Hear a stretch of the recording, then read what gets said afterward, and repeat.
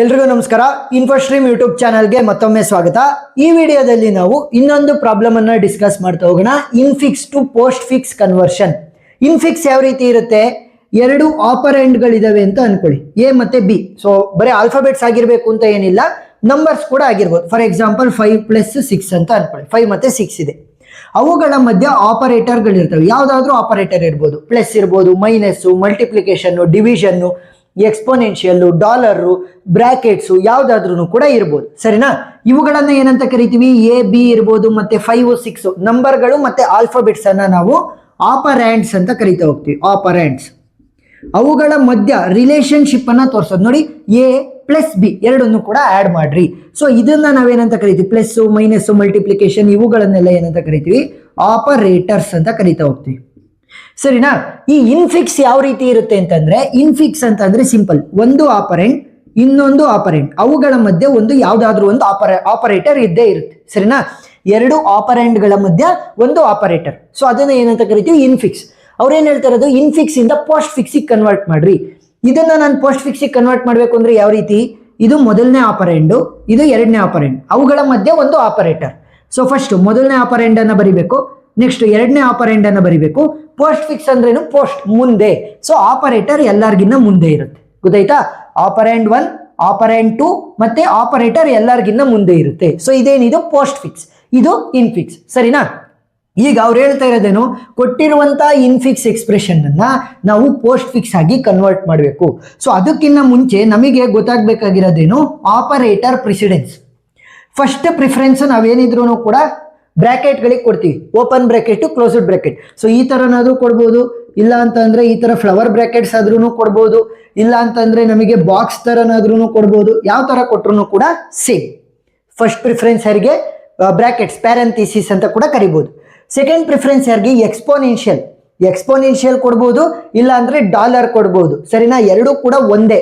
ಗೊತ್ತಾಯ್ತಾ? ಯಾವ ರೀತಿ ಈ ಬ್ರಾಕೆಟ್ ಸೇಮು, ಅದೇ ರೀತಿ ಡಾಲರ್ ಮತ್ತೆ ಎಕ್ಸ್ಪೋನೆನ್ಷಿಯಲ್ ಸೇಮ್. ಸರಿನಾ? ಎಕ್ಸ್ಪೋನೆನ್ಷಿಯಲ್ ಅಂದ್ರೆ ಏನಿಲ್ಲ, ಡಾಲರ್ ಸಿಂಬಲ್, ಡಾಲರ್ ಅಂದ್ರೆ exponential. Next multiplication and division, ಎರಡಕ್ಕೂ ಕೂಡ ಸೇಮ್ ಪ್ರಿಫರೆನ್ಸ್ ಇರುತ್ತೆ. ಪ್ಲಸ್ ಅಂಡ್ ಮೈನಸ್ ಎರಡಕ್ಕೂ ಕೂಡ ಸೇಮ್ ಪ್ರಿಫರೆನ್ಸ್ ಇರುತ್ತೆ.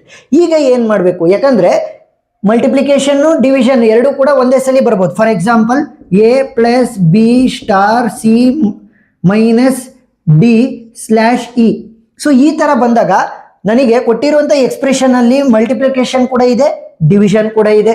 ನೆಕ್ಸ್ಟ್ ಪ್ಲಸ್ ಅಂಡ್ ಮೈನಸ್ಗೆ ಸೇಮ್ ಪ್ರಿಫರೆನ್ಸ್ ಅಂತ ಅಂದ್ರಿ, ಪ್ಲಸ್ ಕೂಡ ಇದೆ, ಮೈನಸ್ ಕೂಡ ಇದೆ. ಸೊ ಈ ಒಂದು ಸಿಚುವೇಶನ್ ಅಲ್ಲಿ ಯಾವ ರೀತಿ ಸಾಲ್ವ್ ಮಾಡೋದು? Very simple.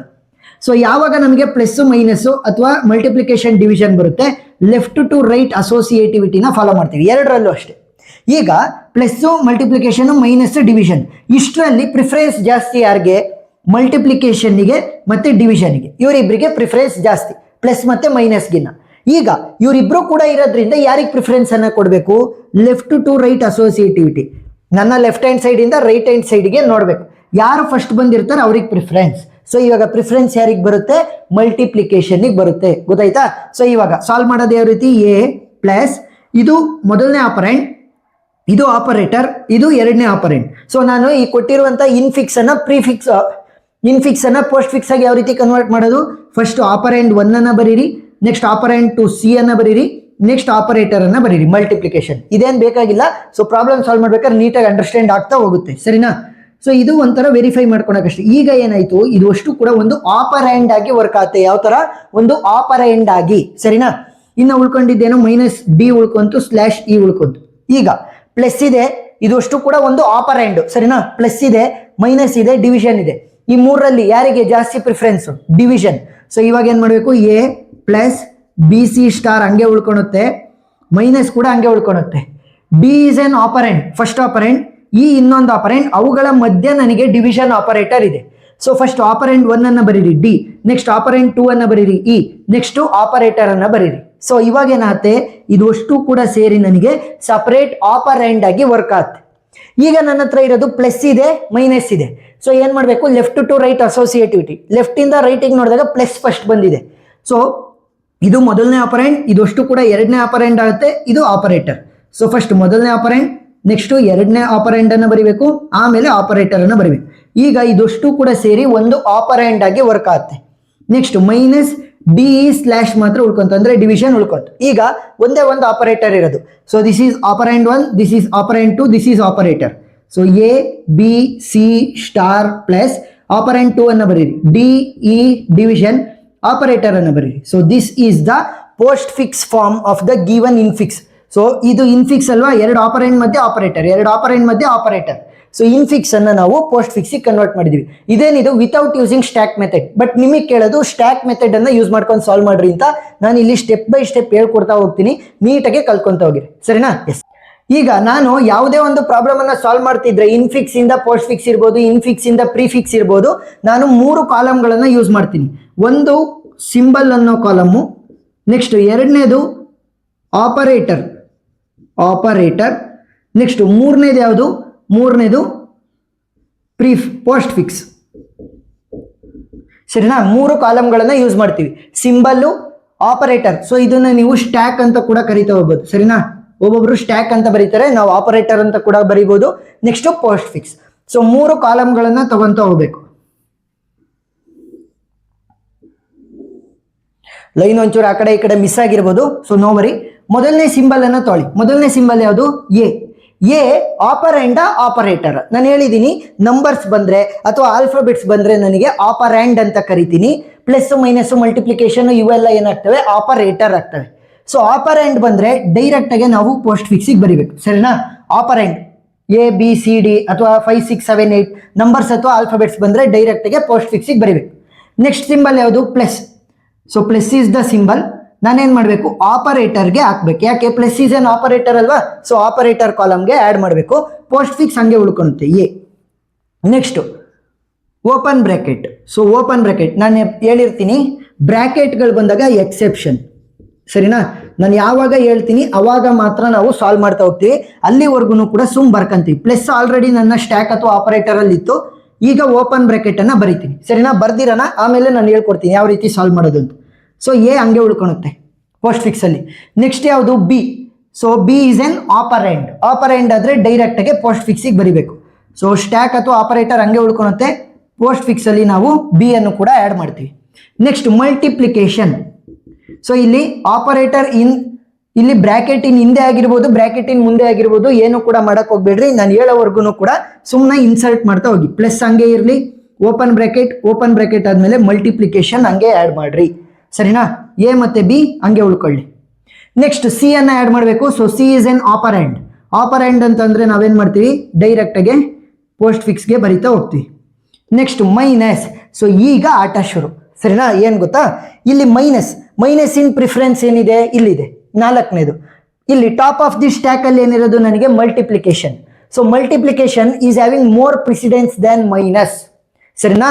ನಾನು ಹೊಸದಾಗಿ ಇನ್ಸರ್ಟ್ ಮಾಡ್ತಿರುವಂತ ಆಪರೇಟರ್ ಈ ಟಾಪ್ ಆಫ್ ದಿ ಸ್ಟ್ಯಾಕಿಗಿನ್ನ ಪ್ರಿಫರೆನ್ಸ್ ಕಡಿಮೆ ಇದೆ. ಸೊ ಅದಕ್ಕೋಸ್ಕರ ಏನ್ ಮಾಡಬೇಕು? ಈ ಟಾಪ್ ಆಫ್ ದಿ ಸ್ಟ್ಯಾಕ್ ಅಲ್ಲಿ ಇರೋದನ್ನ ಪುಷ್ ಮಾಡಬೇಕು. ಎಲ್ಲಿಗೆ? ಪೋಸ್ಟ್ ಫಿಕ್ಸ್ಗೆ. ಗೊತ್ತಾಯ್ತಾ? ನೋಟ್ ಅನ್ನ ಬರೀತೀನಿ, ವೆರಿ ಇಂಪಾರ್ಟೆಂಟ್ ನೋಟ್ ಇದು, ಸರಿನಾ? Push top of the stack operator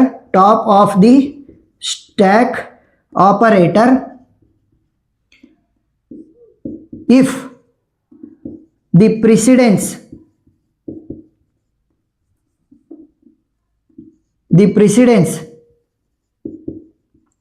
of new operator is less than top of the stack operator. ಗೊತ್ತಾಯ್ತಾ? ಏನ್ ಮಾಡ್ಬೇಕು? ಏನಾದ್ರೂ ಕೂಡ ಹೊಸದಾಗಿ ಇನ್ಸರ್ಟ್ ಮಾಡ್ತಿರುವಂತ ಆಪರೇಟರ್ದು preference top of the stack ಅಲ್ಲಿ ಇರುವಂತ ಆಪರೇಟರ್ಗಿನ್ನ ಏನಾದ್ರೂ ಕಡಿಮೆ ಇದ್ರೆ ಅವಾಗ ಟಾಪ್ ಆಫ್ ದಿ ಸ್ಟ್ಯಾಕ್ ಅಲ್ಲಿ ಇರೋದನ್ನ ನಾನೇನ್ ಮಾಡ್ತೀನಿ?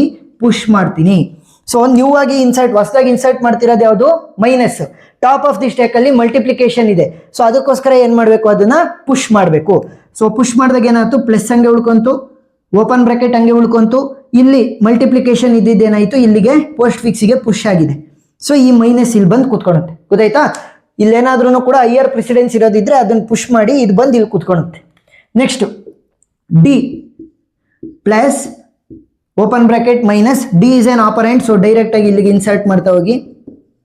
Next closed bracket. So closed bracket ಬಂದಾಗ ಈಗ ನಮಗೆ ಬ್ರಾಕೆಟ್ಸ್ ಅಲ್ಲಿ ಆಟ ಏನು, ಓಪನ್ ಬ್ರಾಕೆಟ್ ಇದೆ, ಮೈನಸ್ ಆಲ್ರೆಡಿ ಇತ್ತು, ಈಗ ಕ್ಲೋಸ್ಡ್ ಬ್ರಾಕೆಟ್ ಅನ್ನ ಬರ್ದಿದ್ದೀನಿ. ಗೊತ್ತಾಯ್ತಾ? ಈಗ ಏನ್ ಮಾಡಬೇಕು, ಬ್ರಾಕೆಟ್ ಒಳಗಡೆ ಏನಿದೆ ಅದನ್ನ ಆ ಕಡೆ ಪುಷ್ ಮಾಡ್ತಾ ಹೋಗ್ಬೇಕು. So A B C star D ಹಂಗೆ ಉಳ್ಕೊಳ್ಳುತ್ತೆ. ಈ ಬ್ರಾಕೆಟ್ ಒಳಗಡೆ ಇರೋದು ಮಾತ್ರ ಆ ಕಡೆ ಹೋಗ್ಬೇಕು, ಏನು ಮೈನಸ್. ಸೊ ಈಗ ಅದ್ರ ಒಳಗಡೆ ಇರೋದು ಹೋಗುತ್ತೆ, ಓಪನ್ ಬ್ರಾಕೆಟ್ ಮತ್ತೆ ಕ್ಲೋಸ್ಡ್ ಬ್ರಾಕೆಟ್ ಎರಡೂ ಕೂಡ ಹೋಗ್ತವೆ. ಸರಿನಾ? ನಮಗೆ ಇನ್ಫಿಕ್ಸ್ ಎಕ್ಸ್ಪ್ರೆಷನ್ ನಲ್ಲಿ ಮಾತ್ರ ಓಪನ್ ಮತ್ತೆ ಕ್ಲೋಸ್ಡ್ ಬ್ರಾಕೆಟ್ ಯೂಸ್ ಆಗೋದು. ಪೋಸ್ಟ್ ಫಿಕ್ಸ್ ಅಥವಾ ಪ್ರಿಫಿಕ್ಸ್ ಎಕ್ಸ್ಪ್ರೆಷನ್ ನಲ್ಲಿ ನಾವು ಯಾವುದೇ ಕಾರಣಕ್ಕೂ ಬ್ರಾಕೆಟ್ಸ್ ಅನ್ನ ಯೂಸ್ ಮಾಡಲ್ಲ, ಅಂದ್ರೆ ಪ್ಯಾರಂಥಿಸಿಸ್ ಯೂಸ್ ಮಾಡಲ್ಲ. ಸೊ ಏನ್ ಮಾಡಬೇಕು, ಓಪನ್ ಮತ್ತೆ ಕ್ಲೋಸ್ಡ್ ಬ್ರಾಕೆಟ್ ಒಳಗಡೆ ಏನಿತ್ತು ಅದನ್ನ ಫಸ್ಟ್ ಆ ಕಡೆ ಪುಷ್ ಮಾಡಿ ಆ ಒಂದು ಆಪರೇಟರ್ ಮತ್ತೆ ಕ್ಲೋಸ್ಡ್ ಮತ್ತೆ ಓಪನ್ ಬ್ರಾಕೆಟ್ ಅನ್ನ ತೆಗೆದಾಕ್ಬೇಕು. ಸರಿನಾ? ಈಗ ನನಗೆ ಟಾಪ್ ಆಫ್ ದಿ ಸ್ಟ್ಯಾಕ್ ಅಲ್ಲಿ ಕೇವಲ ಪ್ಲಸ್ ಮಾತ್ರ ಇರೋದು. Next division. ಈಗ ನೋಡಿ, ನಾನು ಇನ್ಸರ್ಟ್ ಮಾಡ್ತಿರೋದು ಯಾವುದು, division. Top of the stack ಅಲ್ಲಿ ಯಾವ್ದಿದೆ, ಪ್ಲಸ್ ಇದೆ.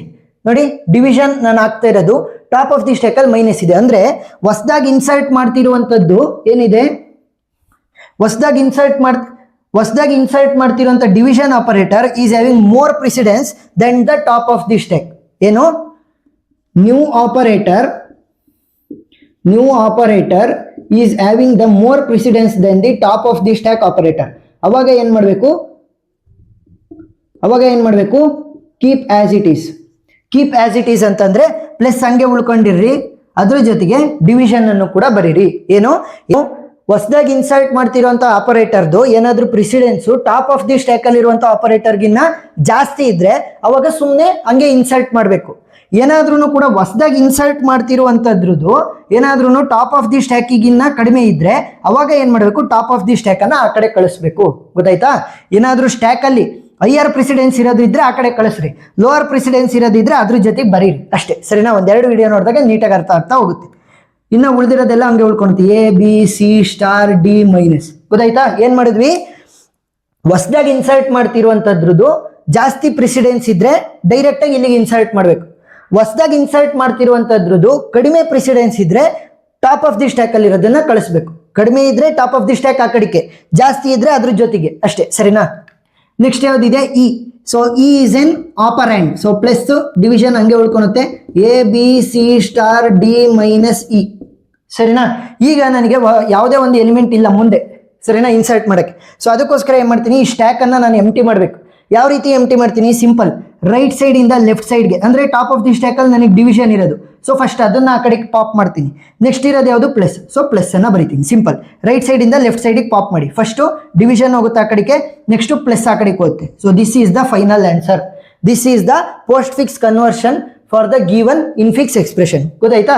ಎಸ್. ಸೊ ಈ ಒಂದು ಪಾಯಿಂಟ್ ನೆನಪಿರ್ಲಿ, ಏನಾದ್ರೂ ಹೊಸದಾಗಿ ಇನ್ಸರ್ಟ್ ಮಾಡ್ತಿರುವಂತ ಆಪರೇಟರ್ ಕಡಿಮೆ ಪ್ರೆಸಿಡೆನ್ಸ್ ಇದ್ರೆ ಟಾಪ್ ಆಫ್ ದಿ ಸ್ಟ್ಯಾಕ್ ಗಿನ್ನ ಅವಾಗ ಟಾಪ್ ಆಫ್ ದಿ ಸ್ಟ್ಯಾಕ್ ಆ ಕಡೆ ಹೋಗುತ್ತೆ.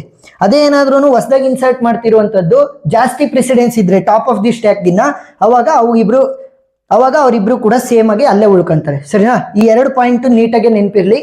ಏನಾದರೂ ಡೌಟ್ ಇದ್ರೆ ಕಮೆಂಟ್ ಸೆಕ್ಷನ್ ಅಲ್ಲಿ ತಿಳಿಸಿ, ನಾನು ಕ್ಲಾರಿಫೈ ಮಾಡ್ತೀನಿ. ವಿಡಿಯೋ ಇಷ್ಟ ಆಗಿದ್ರೆ ಸಬ್ಸ್ಕ್ರೈಬ್ ಆಗೋದನ್ನ ಮರಿಬೇಡಿ. Thank you for watching.